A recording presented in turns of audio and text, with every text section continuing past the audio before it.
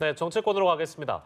여야가 정기국회에서 해결하지 못한 안건들을 처리하기 위해서 오는 17일에 임시국회를 소집하기로 합의했습니다. 네, 자세한 내용 국회에 나가 있는 취재 기자 연결해서 들어보겠습니다. 지성님 기자.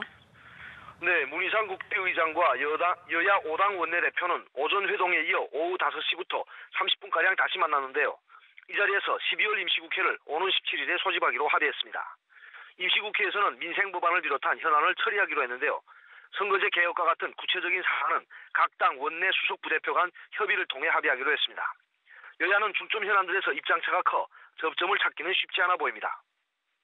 더불어민주당은 유치원 3법과 산업안전보건법 등 민생법안의 우선 처리를 목표로 하고 있는 반면 자유한국당은 탄력근로제 기간 연장과 고용세습 의혹 규명을 위한 국정조사 결의안 채택에 초점을 맞추고 있습니다. 한편 야3당으로서는 연동형 비례대표제를 골자로 하는 선거제 개혁 문제가 최대 현안입니다.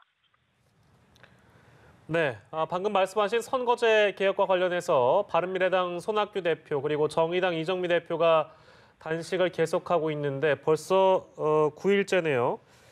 혹시 여야 입장에 변화가 있습니까? 네, 바른미래당과 민주평화당, 정의당은 민주당과 한국당을 향해 연동형 비례제 수용을 요구하며 농성을 계속 이어가고 있습니다. 특히 손학규, 이정미 두 대표의 단식 농성이 벌써 9일째에 접어들었습니다. 민주당은 내년 1월 중 국회 정개특위에서 선거제 개혁안을 합의하고 2월 임시국회에서 처리하자는 시간표를 제시한 상태입니다. 한국당의 새 원내사령탑이 된 나경원 원내대표도 선거제 개혁 논의에 나설 뜻이 있다고 밝히긴 했는데요. 하지만 연동형 비례제는 대통령 권력구조와도 연관이 있는 만큼 원포인트 권력구조 개헌과 함께 논의해야 한다는 조건을 달았습니다. 이에 대해 바른미래당 김관영 원내대표는 민주당과 한국당이 각종 핑계를 대며 연동형 비례제 도입을 회피하고 있다고 비판했습니다. 네, 국회에서는 카풀 서비스와 관련한 당정 협의도 열렸다고 하는데 어떤 내용이 논의됐습니까? 네, 택시기사 분신 사망 사건과 택시업계의 반발에 카카오 측이 오는 17일로 예정됐던 정식 카풀 서비스를 연기하기로 한 가운데 여당인 민주당과 정부가 오늘 오전 당정 협의를 열었습니다. 이해찬 대표와 카풀 택시 태스크포스 위원장인 전현희 의원, 김현미 국토교통부 장관 등이 참석했는데요. 당정은 이날 협의에서 택시업계에 월급제를 전면 도입하는 방안을 적극 추진하기로 했습니다. 택시기사 월급제가 도입은 돼 있지만 실질적으로 시행되지는 않는 만큼 관련 법제도를 마련해 월급제의 정착을 이끌겠다는 겁니다.